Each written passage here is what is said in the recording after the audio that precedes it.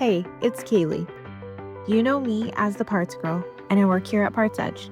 Thanks for following this awesome journey as we highlight thought leaders and trailblazers, share best practices in fixed ops, and cover success stories of how dealers sell more parts and service. This is the PartsEdge podcast with Kaylee Filio.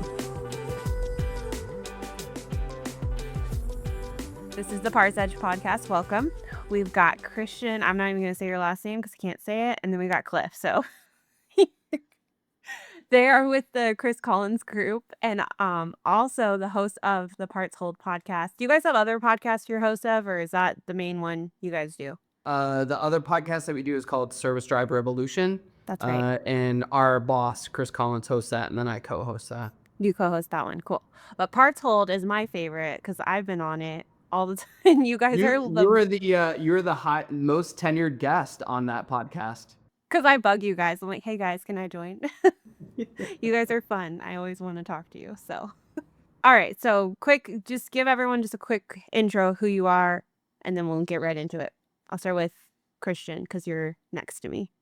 Okay, great. So I'm Christian Lafferty. Kaylee doesn't like to pronounce my last name, but I'm in charge of sales at Chris Collins, and I also do dabble a little bit in the coaching aspect of the business. I started out actually with Chris as a coach, and then transitioned over into the sales department. So I'm pretty knowledgeable about this particular business. I've been with Chris for 8 years and known him for over a decade. So it's been a fun ride so far, and excited to see what the future holds. But I love talking about parts. And one of my favorite things is that no one knows this except parts managers, but they're creative, they're strategic, and they know how to get great results. So it's one of my favorite groups to talk to.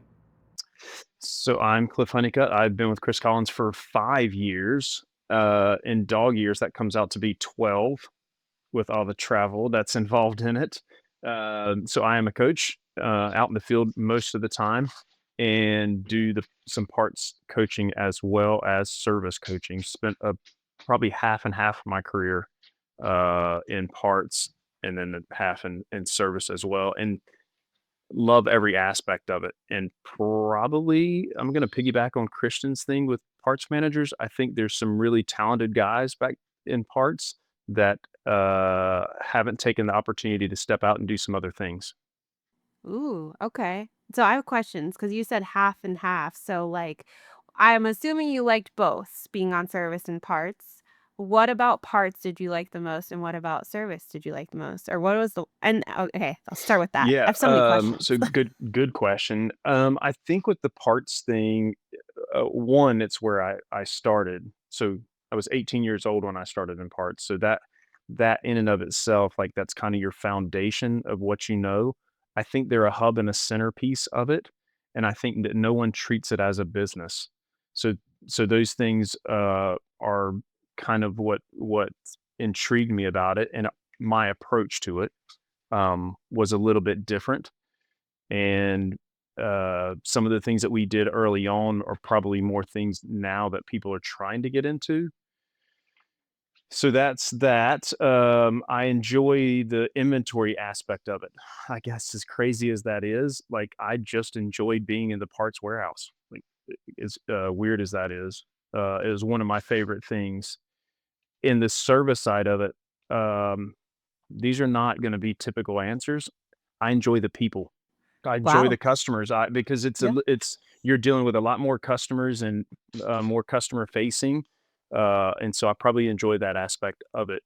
So that's kind of weird answers because they're not business parts of it, but those are the pieces that I enjoyed, and the challenge of service that I had spent so long in parts. Learning something completely new was a big challenge and a big switch, but it was fun. Yeah. And it's good. It's good to learn both. I think by learning both, you can only improve both sides. So, Yeah. Well, you realize how much they go together. You yeah, can't have one without the other. I know. Why do we operate that way?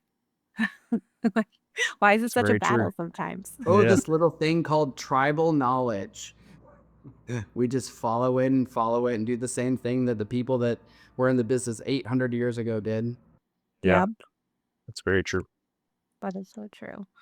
Okay, so I want to talk to you guys because you guys are out in the field a lot. You guys work with a lot of parts and service. So I want to kind of level and talk about why parts managers are typically not involved in conversations and how we can change that or make that.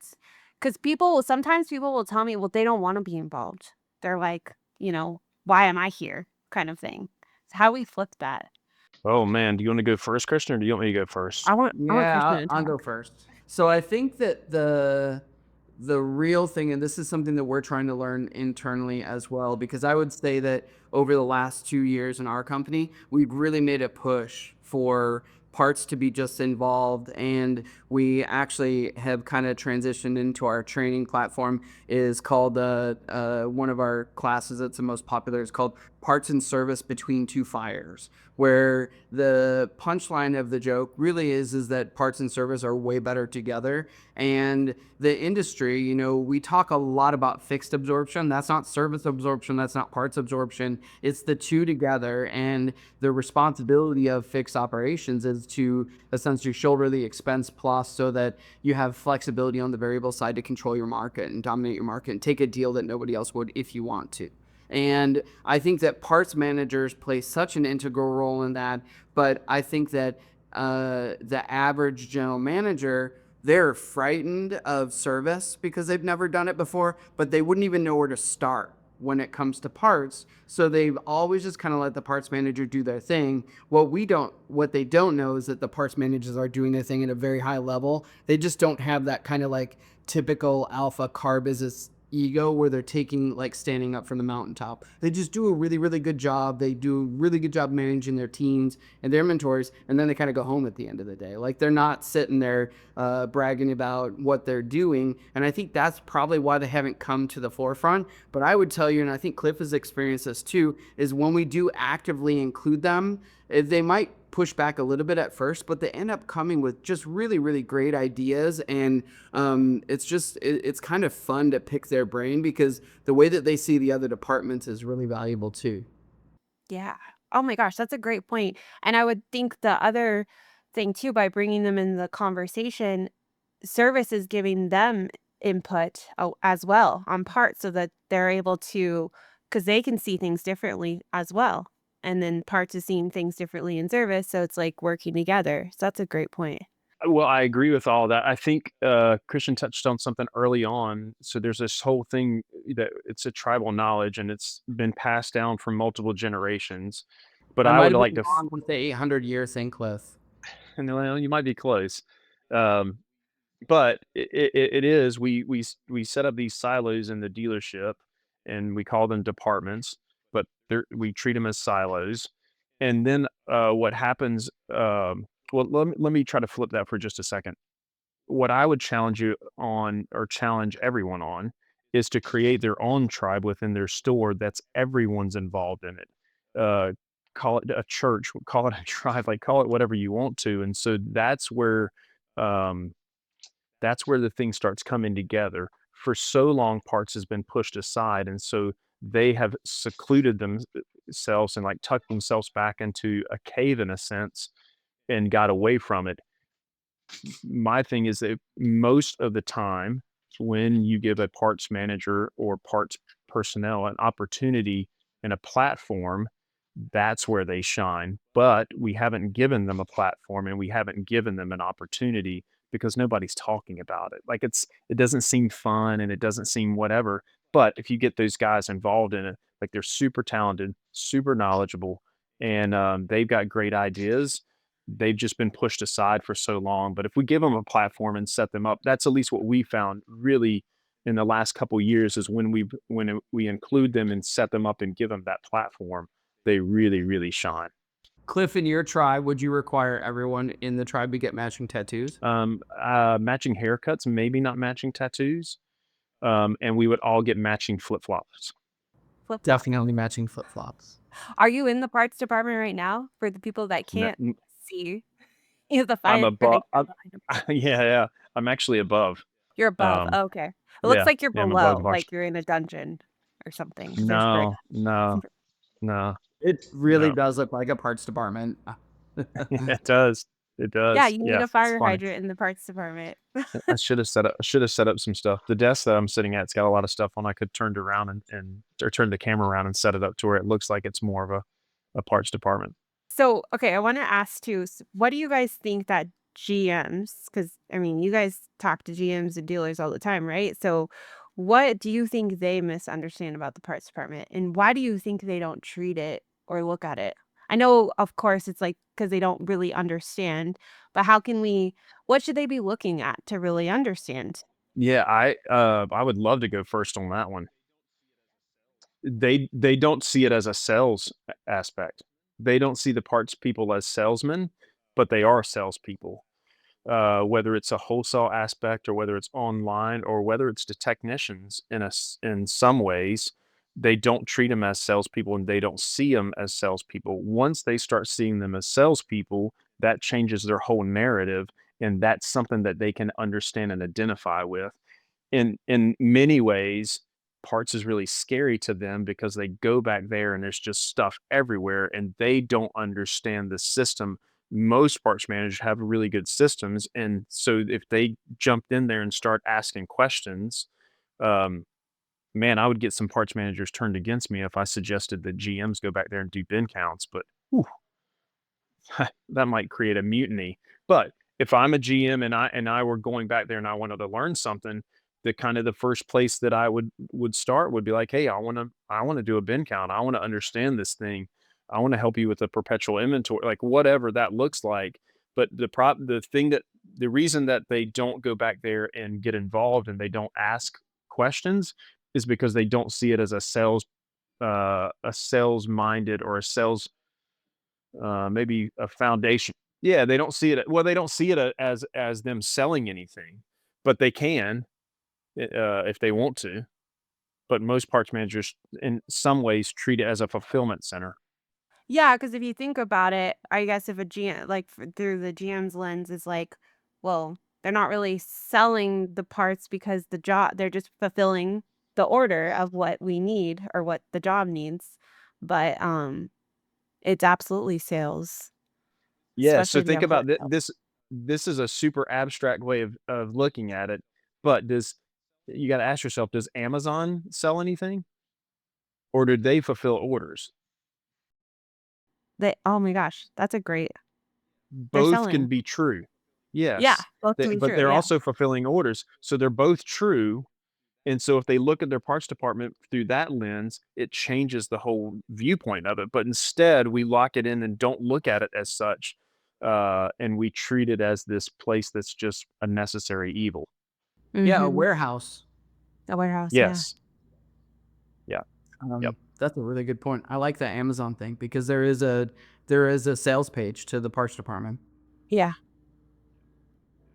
What are some of the things that you guys, so really let's talk about positive things. I don't want to I've had like a week from hell with with a 6-year-old starting school, so I want to be positive.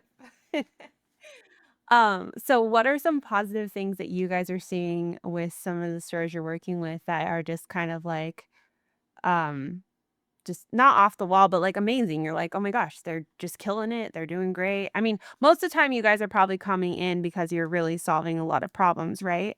But, yeah, I kinda wanna hear some positive things from you guys. Couple. Okay. Oh, go. So the first thing I would say is a trend that we're starting to notice, and it's building momentum that we've had on our program. We've had 2 parts managers become general managers in the last 2 years. No way. That's So awesome. that is a How did that thing. even start? Like, do you guys ask questions and then they're like, "You know, one day I wanna be the GM," or yeah, how does that happen? Well, I think that with one of them for sure, that was on his radar already, but we kinda helped him to build the pathway to get to general manager. And, for the most part, I would say that, the other one that I'm thinking of that was never on their radar, but they just kind of went from parts manager to parts and service director, and then they kinda actually saw that GM was a potential. And I think that parts managers make great general managers just because their understanding and ability to, like, make these, like, really sound emotionless decisions.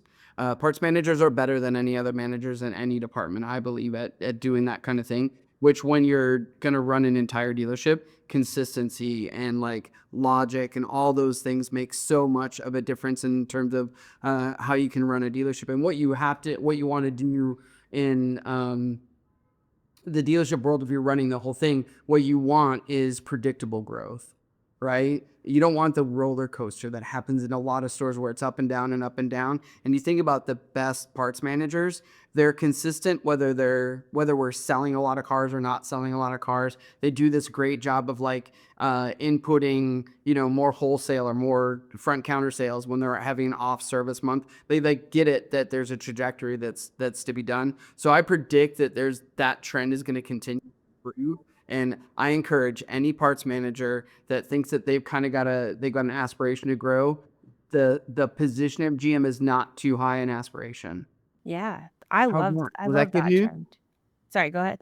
Was that good news? That was good news. I really like that because I think parts managers don't think about it. But the way you described it is they see so many the way that they think and they're typical like, really good parts managers think, um, it just makes complete sense why they would be great GMs. Kind of take and you mentioned kind of taking the emotion out of some of the decisions too, like, right?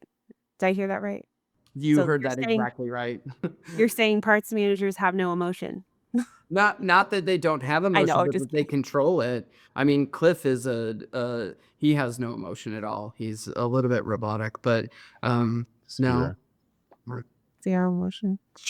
like the Zero emotion. Terminator. Yeah. Yeah, yeah, yeah, The Terminator with a Southern accent instead of an Austrian accent. That's what you are. yeah, Wait, yeah, what? for sure.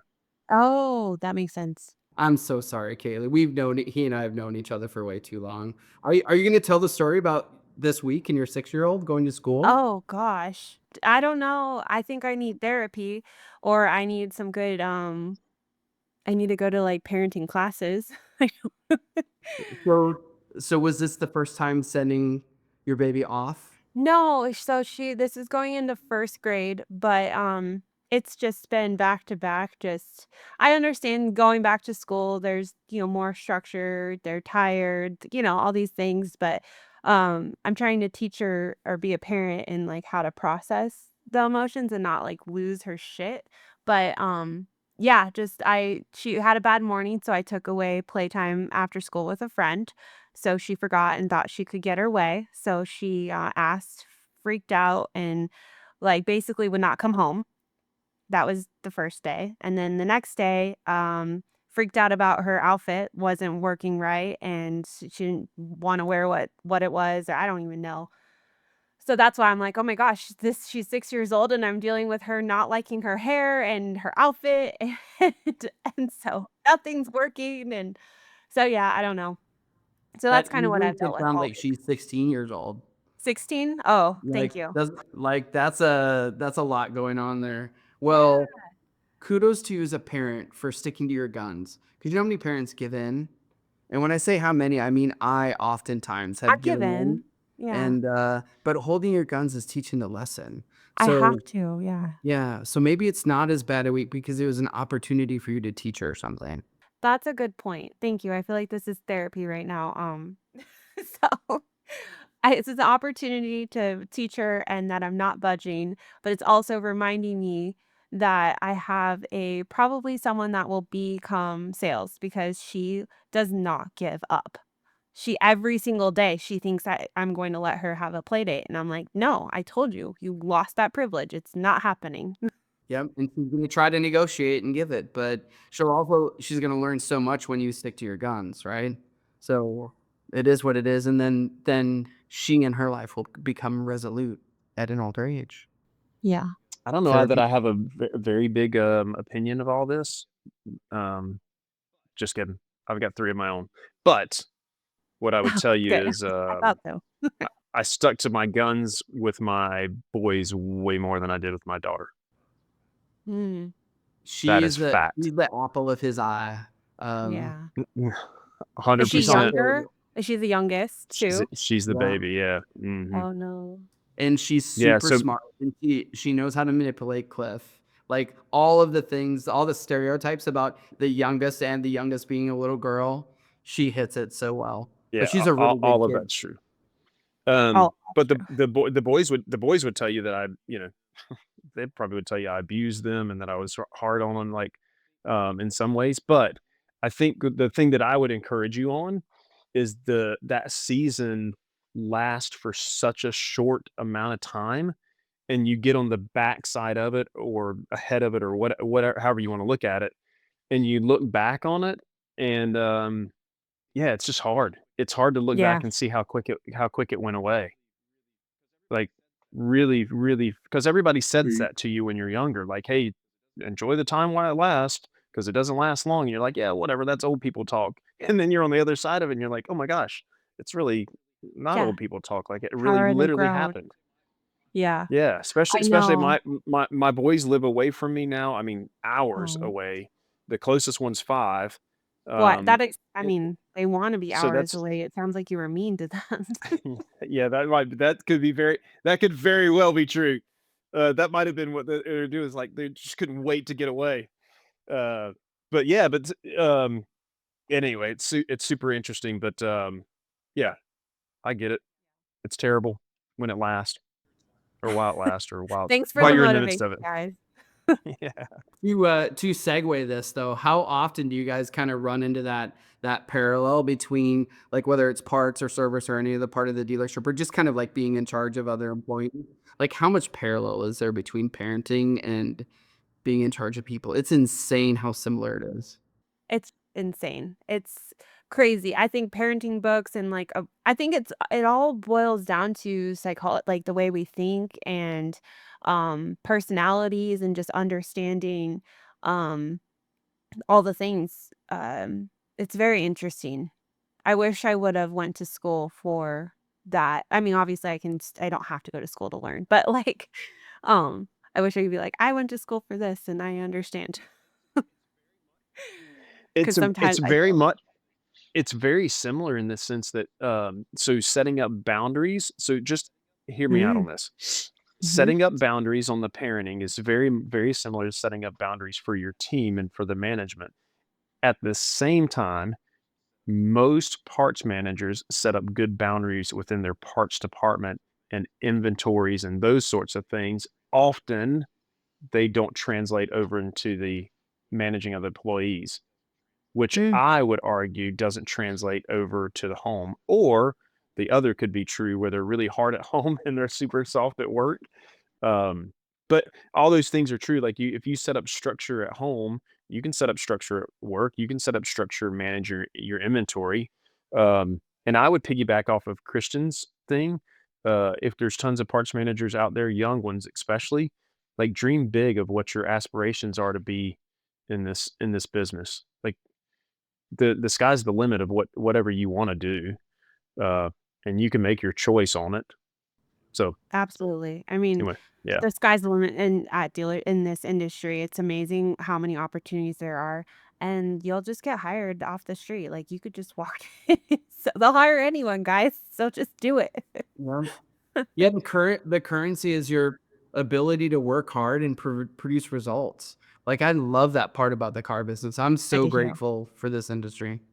Yeah. Well, there's not another The business either where you don't have to have an education. I have no college degree. They asked me to leave high school. Like Why? I barely graduate. I Probably wanna because I know was a why. nuisance. They asked you to leave? Isn't That that was a called joke. expulsion? Oh, it It's a was a joke. joke. A See, remember joke, you right? guys, I believe Jeez. everything you tell me, so I totally believed it too, Kaylee. Like, I'm like, "Wait a minute, you didn't make what?" Man, wait, I'm actually way better at sales than I ever thought I was. I sold that quick? yeah, you did. So I Man, think okay, well, there is truth to that. I think you may have gotten kicked out of schools, maybe? You no. Is No, I that never some got truth? kicked out. No, No? I was the nuisance kid at school, so I'm sure they didn't, I just didn't do very well. I didn't apply myself in school, I guess is what I'm saying. Truth Yeah, be but I told, bet you were still bet I I was bet you were what? still teaching favorites. You have that ridiculous charisma. I bet you're still like, "Oh, we love Cliff," even though he doesn't do anything. No, no, No, no, he was just go ahead and probably a nice just yeah, person, and passing. they felt bad. They felt bad for him. It's true. That's very, very true. But think about this though. There is no other business where you can not have a college degree and make the kind of money that is being made out there. And it's Mhm. up to you. Like you can make that decision to do that. So it's really, I don't know. I think from a parts perspective, you can treat the parts department as your own little business in a sense. You You're should be. Yeah. investing, yeah, you're investing money into good investments and making good choices on your inventory. And if you don't, it becomes bad investments and you lose. So it's just a different perspective or a different way to look at it. Nice tie back, Cliff. Good job. We're also lucky, Kaylee, that we have Cliff in the automotive industry because he was for a while. His career path was to become a pro wrestler. Now I don't know what to believe. Th- Is so as crazy as that sounds, that part's true. What? I Like know. the actual wrestler people or like the fake ones? I don't know the names, like, like the fake fighting ones that they do. Like, is he gonna do one of those?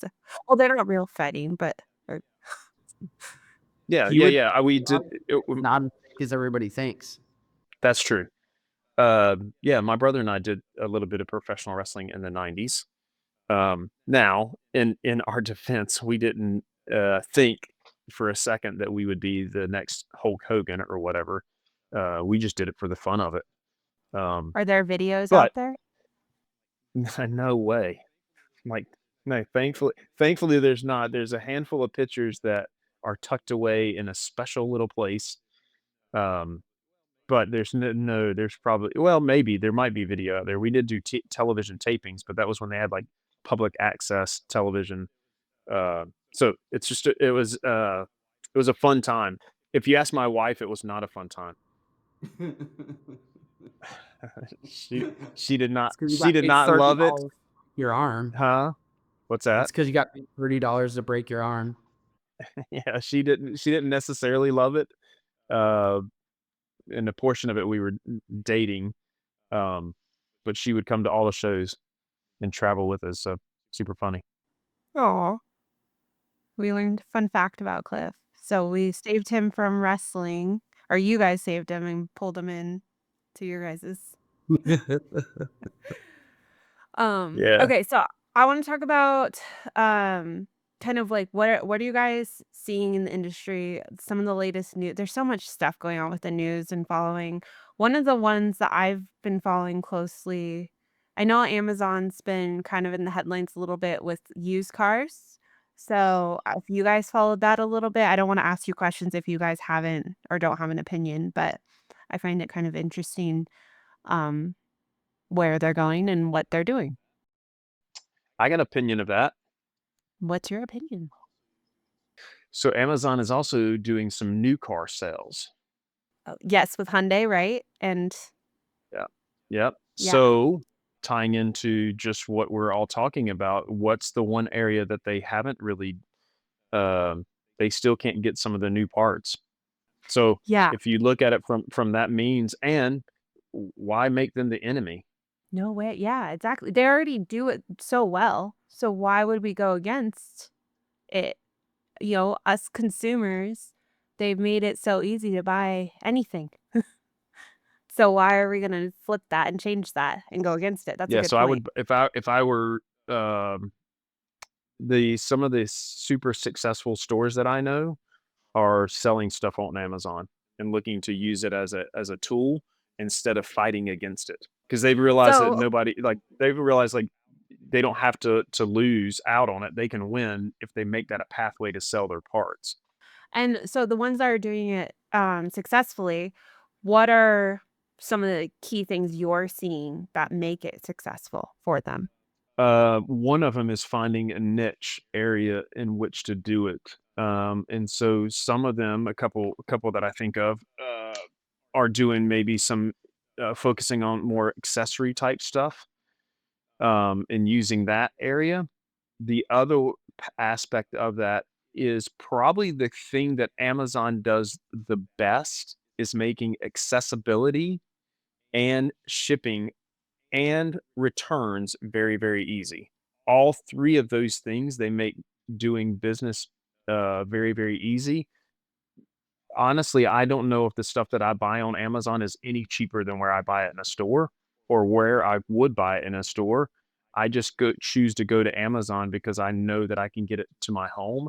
The place that I buy my parts from for my personal cars um, is 3.5 hours away from me. And I buy from them, not because of price. I really don't know if they're any cheaper, but it's the convenience and it's the fact that they answer me every time I email them and they ship it instantly to my doorstep. So they figured it out, and I've been doing it for years from them. In fact, I bought one of my cars from them because they brought it to me. But those are the things that will make the difference. We get caught up in the thing that doesn't matter instead of the thing that does. Instead of trying to figure it out, we just throw our hands up and say it's, "Oh, well, I'm not gonna do it. I'll just sell it in the shop." But there's a way to do that. So that's one that I see in the industry is Amazon selling new cars, piggyback on it and jump on the bandwagon. Like, the manufacturer wants to sell parts and you wanna sell parts, figure it out. Yeah, absolutely. And they do it really well, so why are we gonna change that and jump Yeah, on there's that? it's Yeah. way smarter to look at it as there's lessons to learn Mhm. instead of being mad at that it's happening, like, This is like parenting. just like parenting. It all comes back. The other thing that I see, in when you ask about news in the industry or what are we seeing out there, that it's not changing as much as we think it is. Like, the industry isn't changing as much or, like, the industry or what do you mean? Still selling cars, they're still breaking, and we still need to sell parts. Like, all of those things are just the basic things. Chris has a great saying of, just serving hot food hot. So if we do things really, really well, Yeah, so that's the couple of things that I would throw out there. those are good points. Thank you, Cliff. You're welcome. Krish, I wanna hear from you, what are some of the things? Because 'cause you're when did you go into sales? Oh, it's been a couple of years, Yeah, but I thought so. I never really stopped. I would say, I don't know, Cliff can probably explain it better than I am. Like, I would say that I'm still intimately involved in coaching. Like, it's never too far away from me. Mm. So I keep the pulse on what's going on. So, but yeah, so it's been a couple of years.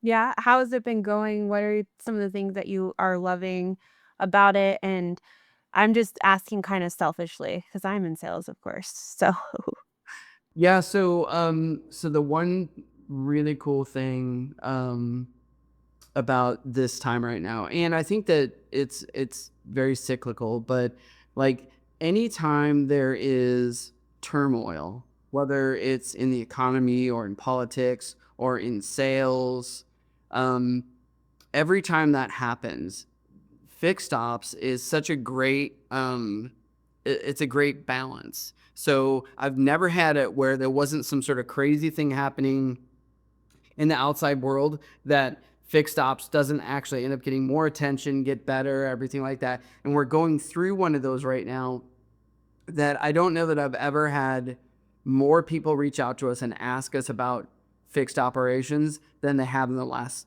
10 to 12 months. And I guess that's the same thing for you, Kaylee. And I know we've talked before about, strategies and the product that we're trying to deliver because we're, both at the same time trying to make the industry a better place. And I believe that as, the next year kind of unfolds and who knows what's going to happen, like today is tariffs, tomorrow could be something completely different. But what I do know is that, the cars on the road are getting older regularly and people are holding on to them longer. And if we do a really, really good job, we'll have customers forever. That even if the whole industry went to direct to consumer, we would still have parts and service. Like that's the thing that I love about this time that we're in is that the uncertainty is nowhere around fixed ops. It's literally just like fixed ops is kind of how big can it be. And I know that you got a great presence on LinkedIn. I don't know that there's a time I ever log into LinkedIn that somebody's not posting that they had a record month. Like you just see it every time you open up and you go to the feed and somebody's broken a record that they've never done before. And it's kind of a neat time. I think that the cautionary tale is just because things are kind of coming our way doesn't mean that we can get, fat and lazy. Like you have to be executing at the highest level now. And this is the time when you have all the attention and the support. This is the time to grow and get better. And where we get better is it'll be a never ending battle is to improve the customer experience. Yeah, the customer experience is absolutely where we will never you can never stop improving that because our life, the way we live is constantly changing. So the experience has to evolve with that and we got to keep up with it. So, Yeah, and I think that I love that the bar changes on that because it challenges us, in the parts department to be creative and all the things that we're talking about is that like, I go to a Toyota dealership out here and I go into the the little like parts boutique and they're selling like Stanley cups. Like they're just being creative and doing all these things, but 20 years ago, you never would have seen that in a parts department. So like we're seeing like the evolution is that what can you be to be, what are profit centers? What are things that people are, or what are they looking for? And, those kinds of things come up when we challenge ourselves, and that part has to never change. I agree with that. And I think when you mentioned the Stanley Cup thing is I don't think it's always been this way, but, like, there's something happening with brand and people really loving the name and wearing the name because of what that represents, and I think it's kind of always been that way, but it's a little different now. I don't know if I sound crazy, but I love wearing shirts from, if I was on a podcast or companies that I do business with or the vehicles I drive, like that's something I'm proud of. And I think I'm not the only one, right? No, not at Crazy. all. I think that the in that is, we call that like on our side is we're kind of discussing that like we have sales strategy meetings all the time and stuff like that. What we call that is creating the raving fan. And the raving fan that like wants the t-shirt, that wants the gear, that wants to like when you're like, hey, your plate frame, your, whatever it is, Toyota of Los Angeles plate frame's broken, you want to put another one, please, thank you so much, I love this thing, like those raving fans. And what we kind of talk about is not just a lifetime value of that customer, but it's the generational value of the customer. And that is where we should be thinking about from a parts perspective. It's not just the one person that comes in and then they buy parts from us or they do service with us or whatever, but it's a fact that that family has, a mother, a father, and then soon to be a teenage child and all that stuff. And like what you need to be as a parts department, as a service department is the whole thing is that you're the automotive solution. So creating generational value of customers is really where we have to be at if we want to survive and like kind of thrive into the coming years. Yeah. And re-say that again, what'd you call it? It's Generational the generational value of a customer. value. Yep. I don't know if I've heard that. And I think that is spot on. It's the generational value of a customer because families grow, yeah, that makes complete sense. Um, okay. So I think I've asked you guys all the questions. I feel like you guys are way better and way more fun than I am as a host. You guys were so serious. When I go on your show, you guys are talking about like what you ate for lunch and some crazy we travel we things. we pulled you out by we made you talk about your week with your daughter. You did good. Like That's true, I guess. That yeah. was like I feel like therapy. you've been on our show enough that you know how to kind of roll through the other things. And what's funny is that like people will not remember all the topics that we talked about, but they'll come up and they'll tell you stories about when their kid was 6. Like so I have a belief that like that stuff actually resonates with people and connects with them better. So I think that's probably why Cliff and I do it like that. Yeah, and It's the human it's the I love human that. connection. Yeah, it's the human connection. When I listen to podcasts, that's what I love the most, hearing about other people's lives and like, yes, of course, I want to hear about the success or their thought on a certain topic, but I just love hearing those stories. So, you guys do a great job. Thank you. Thank Thanks, you. We Mommy. think you do well also. We're fans. Yeah, yeah, for sure, for Um, sure. all right, so I mean that's pretty much it. If you guys have anything you want to add, but you guys are great having on the show. I'm gonna have you guys on again, I think, because I It's so think this fun is to gonna be chat well with you. received. It really is. Yeah, yeah, let's do it. Just make sure I'm at home. It's easier to do at home. I Cliff, don't you're know. never home. Yeah, I was gonna say. It's true. It's very true. Very true. That's not true. Not entirely true. I've been home a bunch more. Been way more intentional about that recently.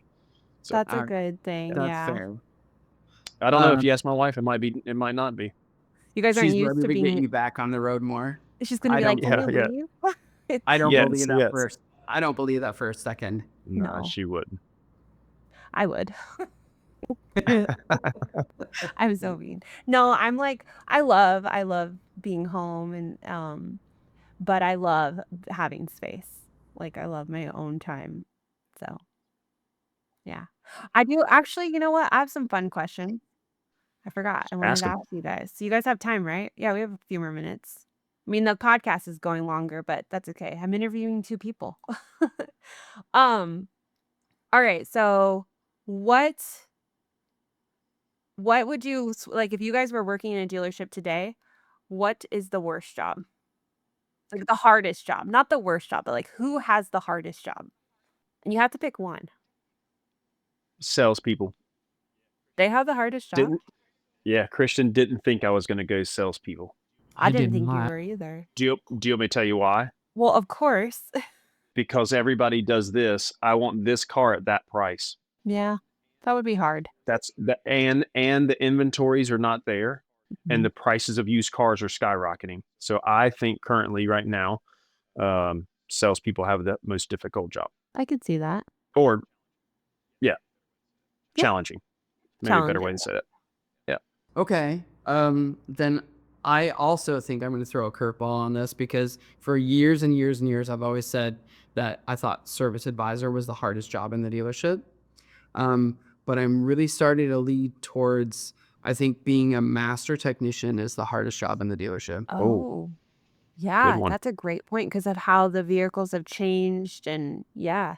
I'm So assuming that's why, but So that's part of it. The vehicle's changing, like the weird pivot in the industry. It's like we're going electric, then next week we're not going electric, and all that is just like it's a the accumulation of tools. It's the accumulation of knowledge, and then there's also the thing going on where like for every one person coming into the industry, 5 are leaving for technicians, but every store is getting less and less of those like really high level master techs.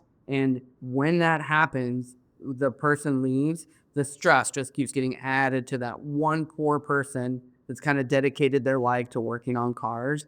And that I think right now is a very tough spot to be in. It's like trying to navigate through like, being a flat rate technician and making your hours, but also trying to like meet the demand of like being able to fix the stuff that nobody else can. And you're kind of learning as you go too. But I think that's a really tough job right now. yeah, that sounds like a shit show. Like that's like Yeah, like you cluster. step in it no matter what way you go. Yeah, Or I so didn't I even think think that's about where that. I'm at. I definitely understand what Cliff is saying about salespeople though. Yeah, Like that's different than when I was selling cars. a lot different. I think actually if I had to pick between the 2 that you guys presented, I would say the master tech, because that's a lot. Yeah, That would be nice I agree. if I'm voting. So, okay, so just the last couple of fun ones because you guys always threw By the some tough. way, it's Oh, your show. You can vote however you want. I know. Like, I can do whatever I want. yeah, we.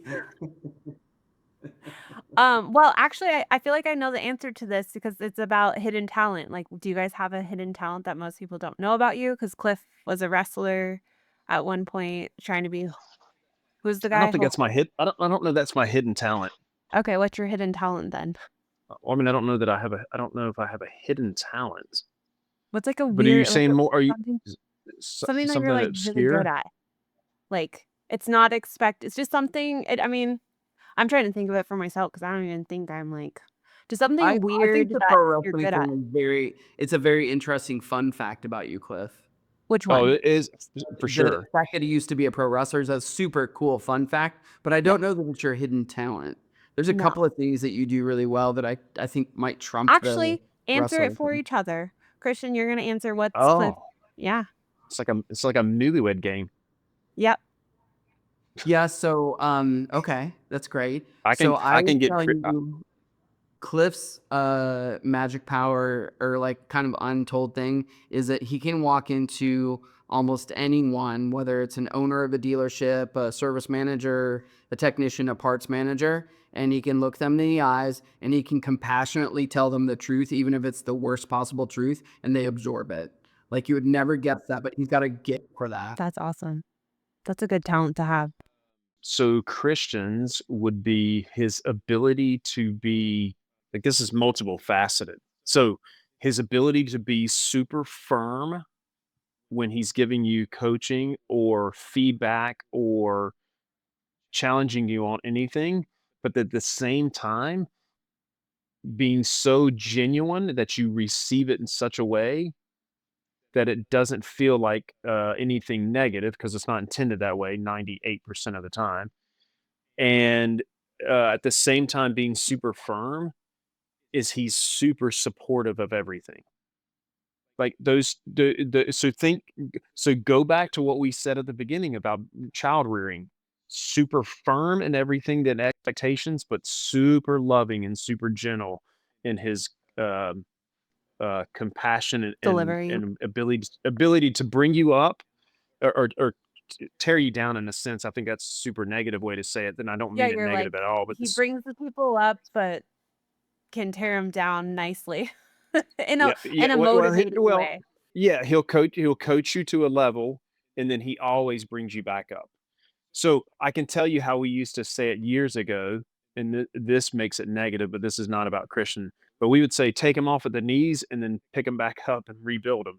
But Christian doesn't do that. But I think that those things, um, and his natural ability to uh, his natural genuineness, I think is the thing that I would say.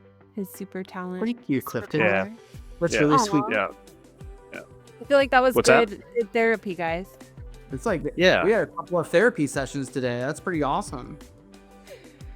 Oh man, I love getting to talk to you guys in interviews. So thank you for coming on my show for once. For sure. And It's been fun.